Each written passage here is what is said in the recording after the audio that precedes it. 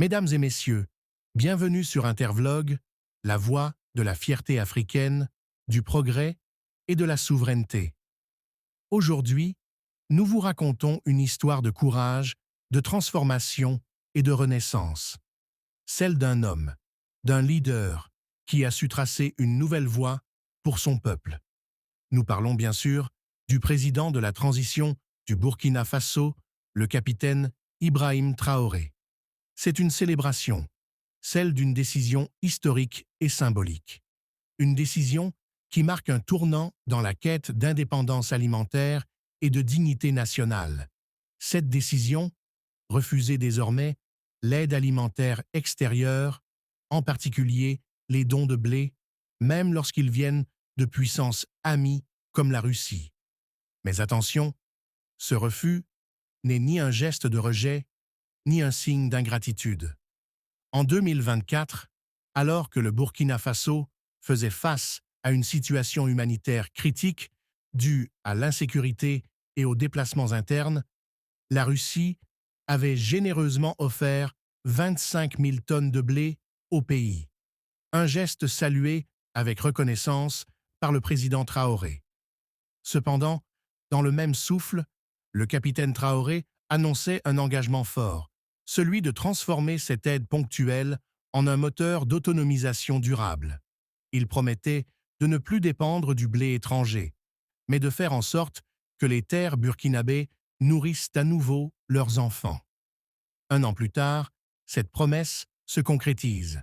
Le Burkina Faso ne souhaite plus recevoir de blé, non par fierté mal placée, mais parce qu'il a désormais la capacité de produire cette céréale sur son propre sol.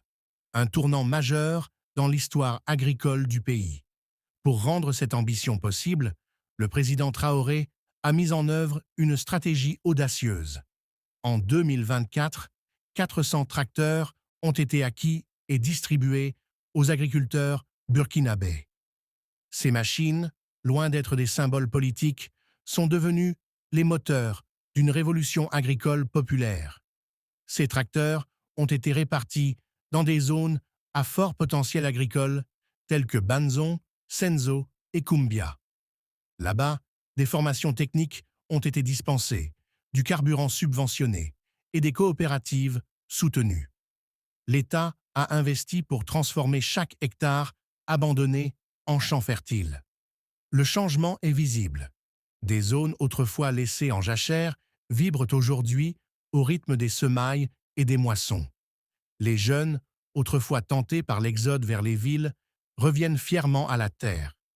Les femmes, quant à elles, jouent un rôle clé dans cette renaissance agricole, notamment dans les régions de Senzo et d'Eugou, où les groupes agricoles féminins se sont multipliés.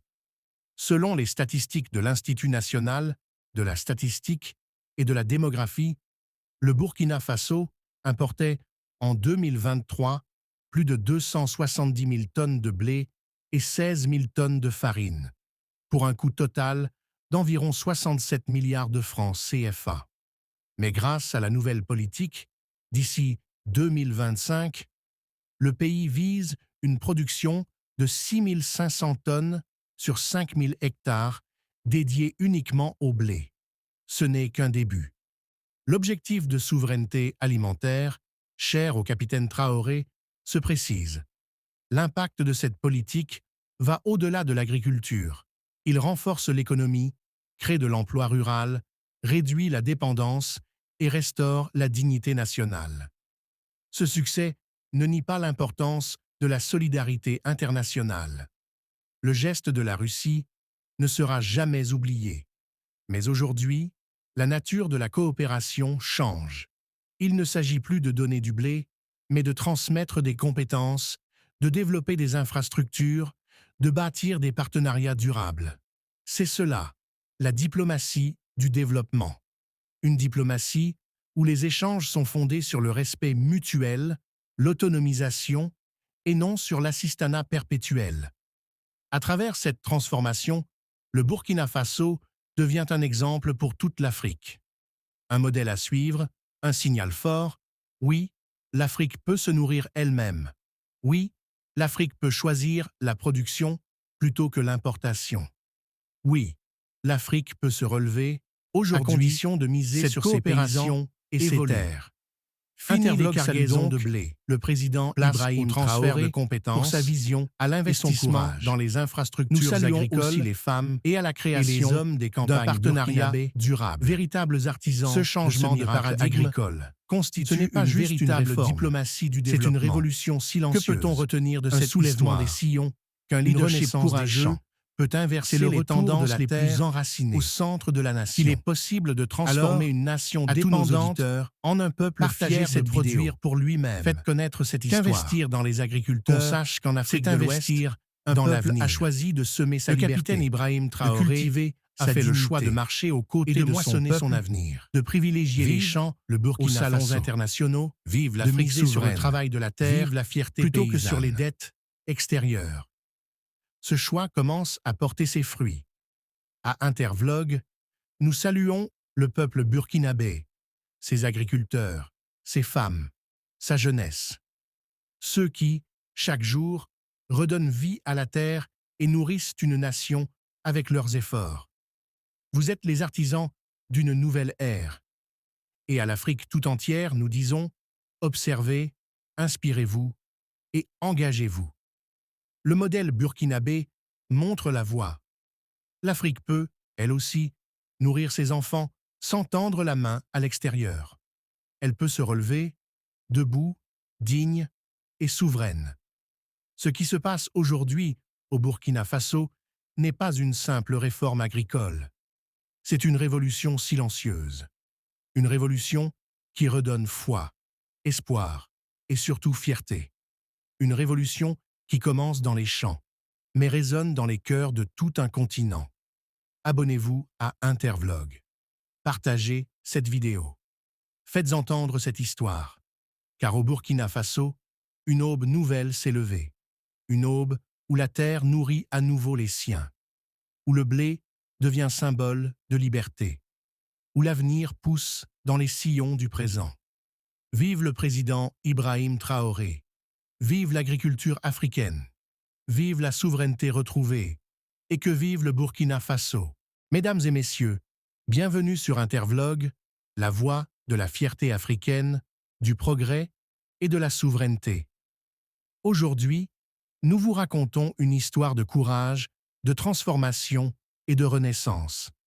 Celle d'un homme, d'un leader, qui a su tracer une nouvelle voie pour son peuple. Nous parlons bien sûr du président de la transition du Burkina Faso, le capitaine Ibrahim Traoré. C'est une célébration, celle d'une décision historique et symbolique.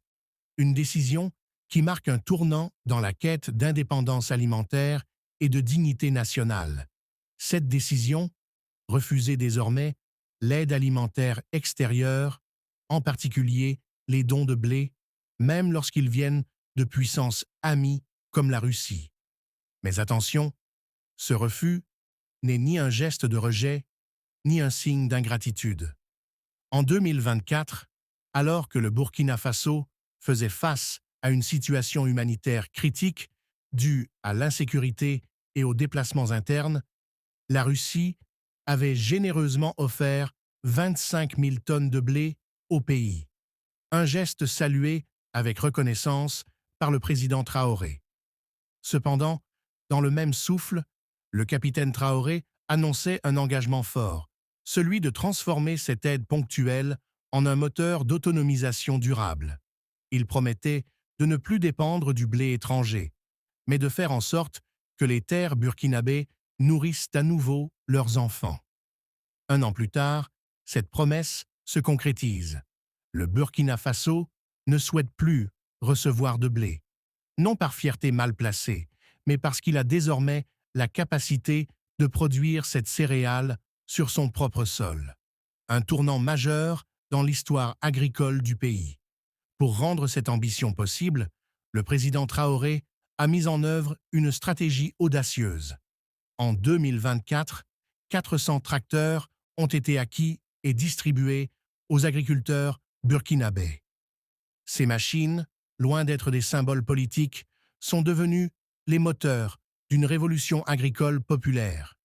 Ces tracteurs ont été répartis dans des zones à fort potentiel agricole telles que Banzon, Senzo et Kumbia. Là-bas, des formations techniques ont été dispensées, du carburant subventionné et des coopératives soutenues. L'État a investi pour transformer chaque hectare abandonné en champ fertile. Le changement est visible. Des zones autrefois laissées en jachère vibrent aujourd'hui au rythme des semailles et des moissons. Les jeunes, autrefois tentés par l'exode vers les villes, reviennent fièrement à la terre. Les femmes, quant à elles, jouent un rôle clé dans cette renaissance agricole, notamment dans les régions de Senzo et d'Eughu, où les groupes agricoles féminins se sont multipliés.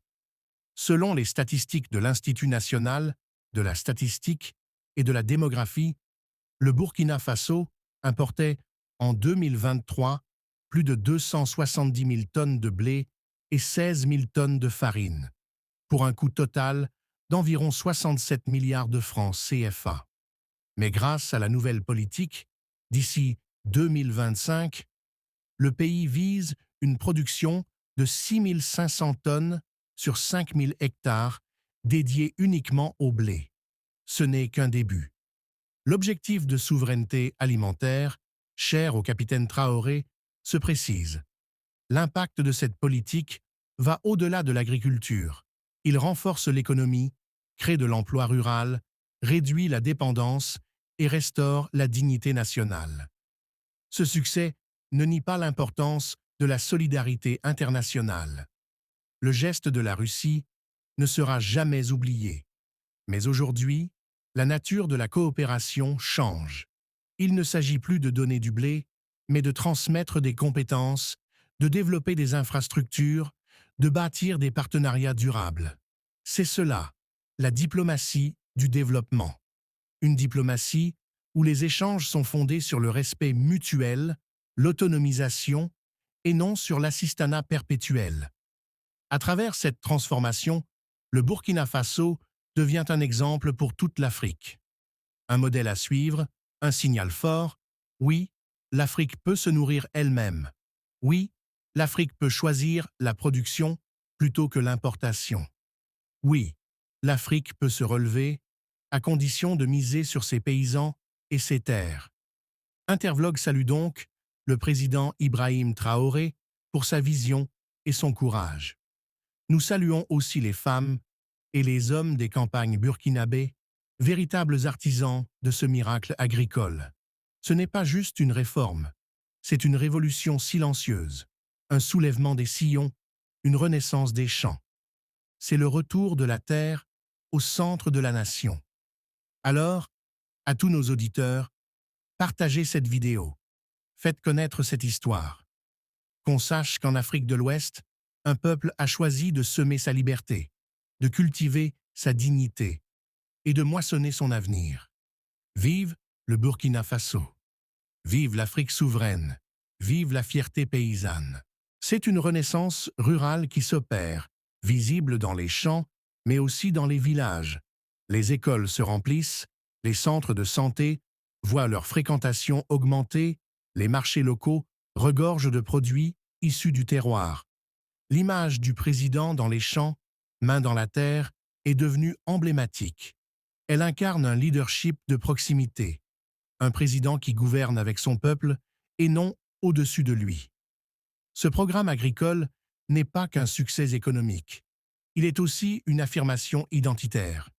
Le Burkina Faso envoie un message fort. Le peuple burkinabé est capable de se nourrir, de produire, de construire. Ainsi se clôt notre émission du jour. Un hommage à la volonté, à la résilience et à la vision d'un homme et d'un peuple unis pour bâtir un avenir meilleur. Merci de nous avoir suivis sur Intervlog, la chaîne des récits vrais, des peuples debout et des destins africains en mouvement. N'oubliez pas de liker, de vous abonner et d'activer la cloche de notification pour ne rien manquer de nos prochaines vidéos. À demain, même heure, même passion, même engagement.